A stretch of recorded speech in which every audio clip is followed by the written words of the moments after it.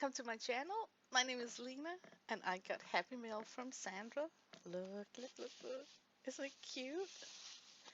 And then in here are some washi. I don't want to flip the envelope because there's an address on the other side. But oh my god, this is so cute. Oh, it's stickers of puffins. If I lay them like this, maybe they will show up. Oh my god, they're so cute. Look how cute they are. Oh my god. This is so odd, like ballerina puffins. This is like the cutest thing ever, and I love the card. And then there's also some buttons that I can use for I am knitting, and these are buttons of Iceland showing the island of Iceland on them. Ain't they just awesome? That is so good. Made in Iceland, and you know what's so special is that they are from Iceland. It's not like just she went online and bought them. She actually traveled to Iceland and then brought them back from Iceland. So that's so special. What a cute card.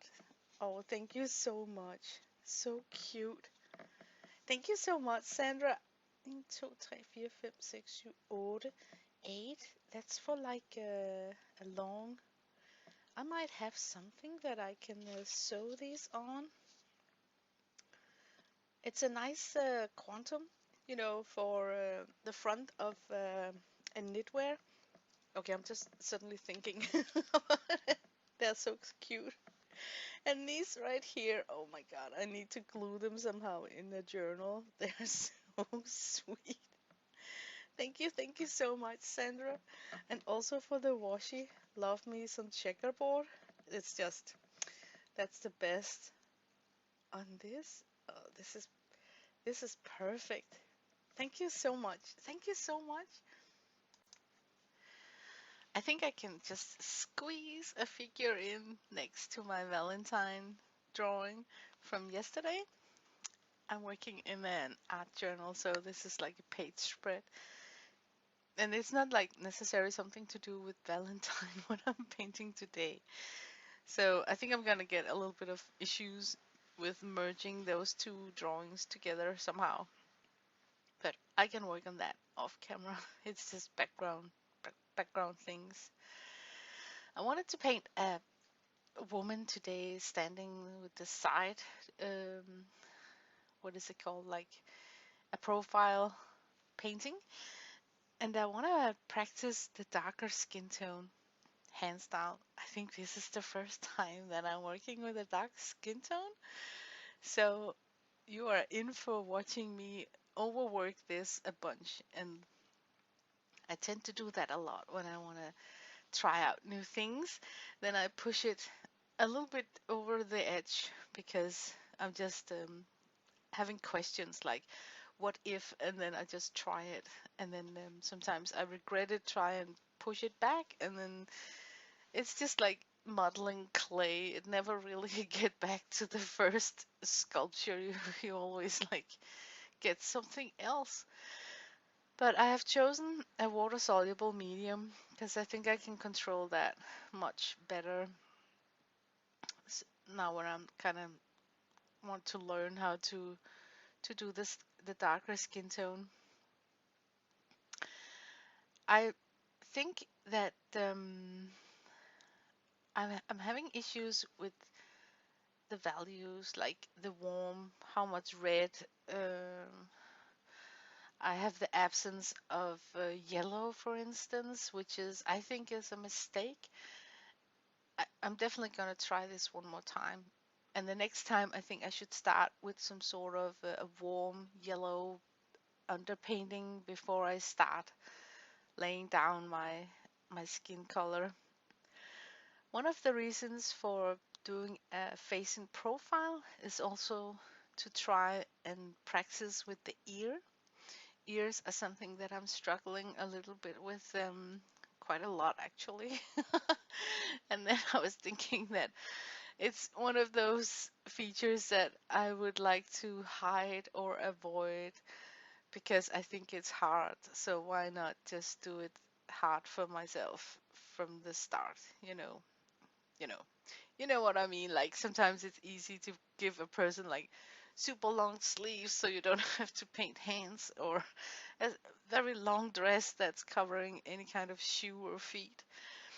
So the same with ears, you can like tuck them behind hair or a cap or a scarf or something. So yeah, but I am working with a filbert who's got like a round tip, and I think that was very likable to work with because the other brush I have is more. I usually grab round brushes, number 6 or 8, depending on the size of the manufacturers. And I think that the pointy tip is making me, I don't know, paint differently. So painting with a flat, rounded tip is something that's kind of new for me, and I can't believe why I haven't grabbed that brush style before. I mean, I've been painting watercolors for a couple of years now. Always picked a fat, round one. Maybe it's because I watched Lindsay the Frugal Crafter and her preferable brush is a round 6. So most of the tutorials that I learned to paint watercolor with was using the same brush as her. And she rarely, back then, I think she's doing it more often now, but back then she rarely switched out her brushes. So she could paint like a whole painting with the same brush. I think maybe she did it because if people was following along, she didn't want to give them the impression that, oh, you need like 20 different styles of brushes to paint along with me. So I think she did it to be friendly in that way. But what happened in my case was that she kind of taught me to just use one brush for everything.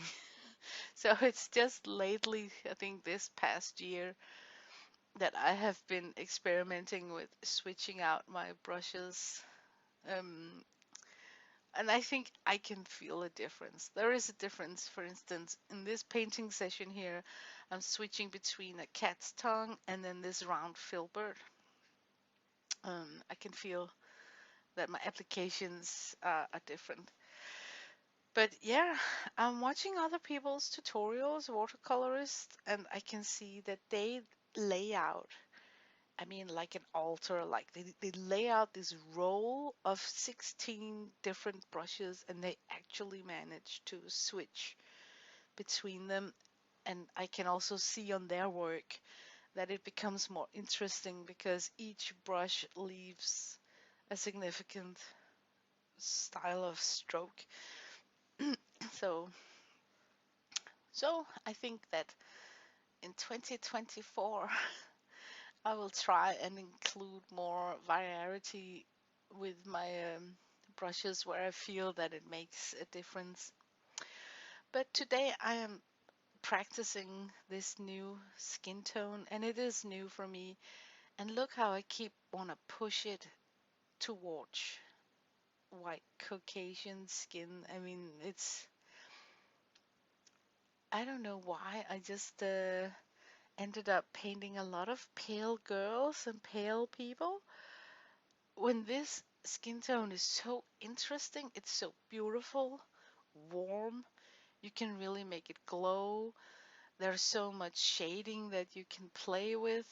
Um, yeah, so I really think that I I need to actually also go darker. Yeah, I'm very cautious because it's the first time.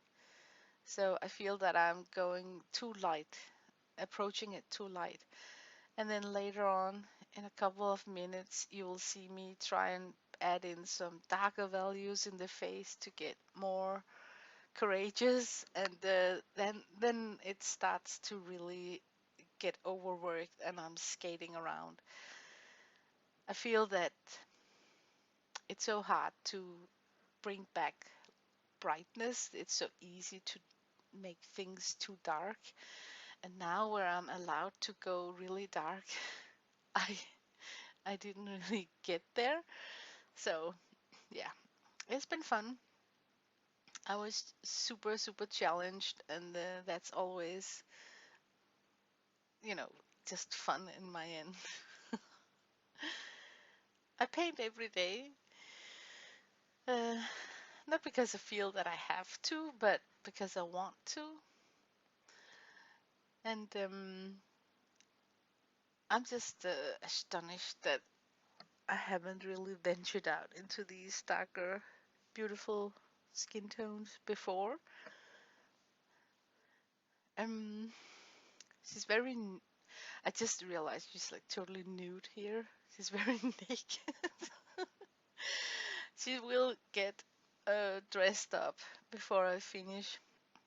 But that's also when you wanna, when I wanna learn something with skin tone, then you need a lot of skin, right? So I think that's the reason why I just started out like this. But that's also, you know, sometimes what's easiest is to put on a lot of clothes on a person and then you only have to concentrate on the facial and the hands. But that's that would be like too easy for me, you know? Like I would be cheating. So I think that's also why I go for so much flesh in in this drawing here. Um I don't even know what to say. It takes time, when you're learning something.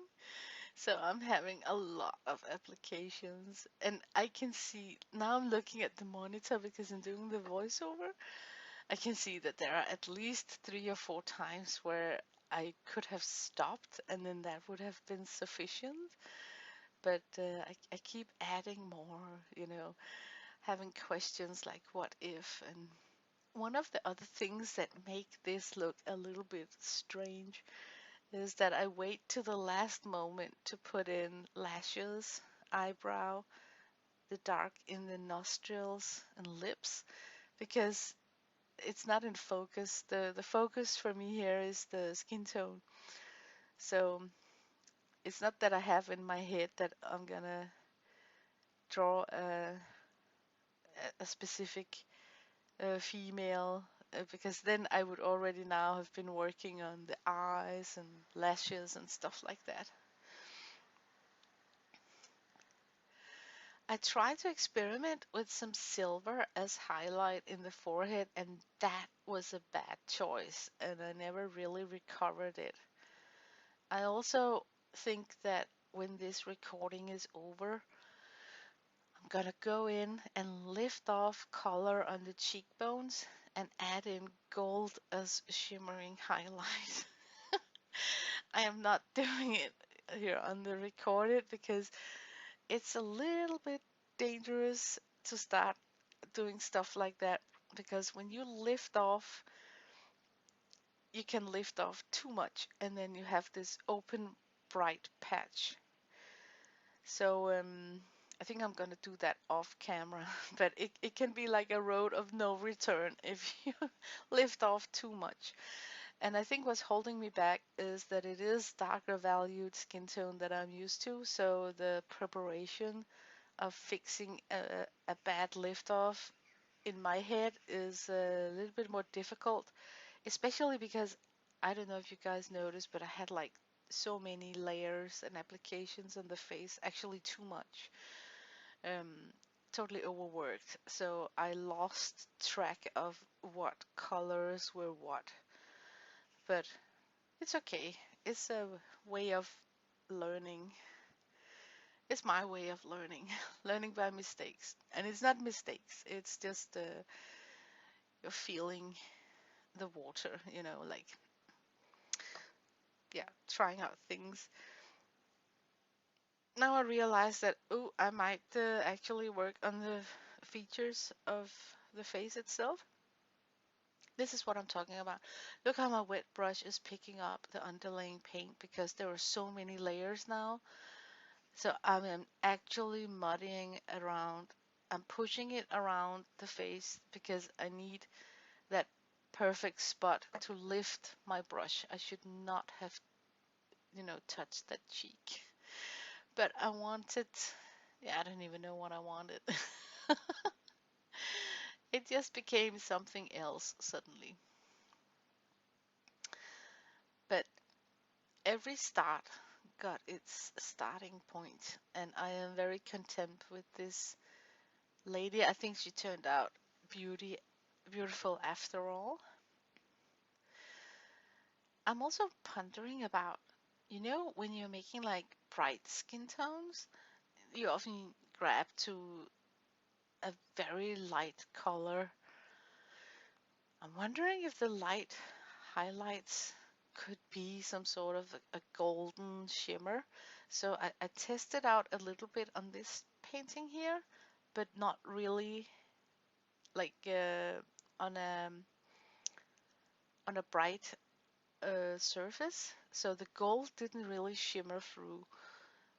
But I think my next painting, I'm gonna approach it differently. I want to start with a warm yellow, probably ochreish, mixed with a warm yellow underpainting, and maybe lay in the gold shimmer first on my highlight areas to remind myself that these are going to be highlighted, so I don't go in and put too many dark values on top of it, and then work from there. And then I think that I was a little bit of a whoosh to start out with a light beige foundation before I laid in the skin tone, and that was not a good choice, because then I have this light underpainting that I keep whipping up. And with gouache-like paint, the light painting underneath get mixed up with your next application, so your next application will be brighter, and that kind of annoyed me today when I was painting a face. That I think on on my brush I had the right value I wanted to apply, and then it just got more bright because I mixed it up. So maybe I should go like from dark to bright the next painting session. When you're doing like pale girls, you go from light and then work towards dark. Maybe I should do the opposite way with this more darker skin tone, like really starting out with the darkest area, have focus on the highlights, have a warm underpainting. Yeah, look at me, I'm already talking myself into the next drawing. This is such not an interesting voiceover. I have been uploading every day in February for my Patreon, which has made this bad habit that I'm just saying whatever comes to my mind. I'm not so censored. I have like no filter, because for 15 days I have been doing voiceovers.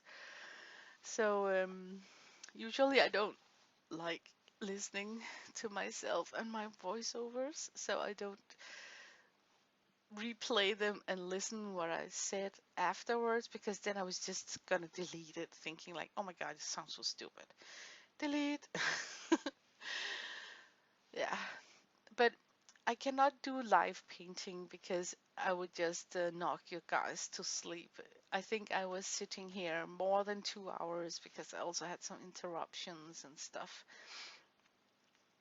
So now I'm embellishing with a metal tip pen, and then I got these soft tip acrylic markers, and they're like wonderful on top of acrylic, gesso, and matte medium, but they struggle a little bit on top of this gouache kind of paint. So I'm wiping off and cleaning the tip on this piece of paper next to me. But I can just feel that they're not going down as bright as they are when they're on top of acrylic, just saying. But they're like fun tools to work with.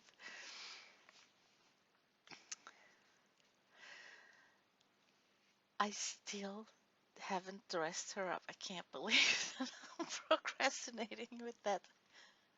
Okay, I think I am going to put some clothes on this poor girl. She is not going to be left naked like this.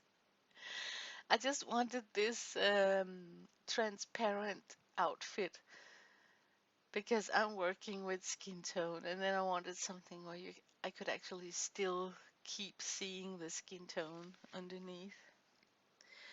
I think I messed up the hair. I picked the wrong value for the hair.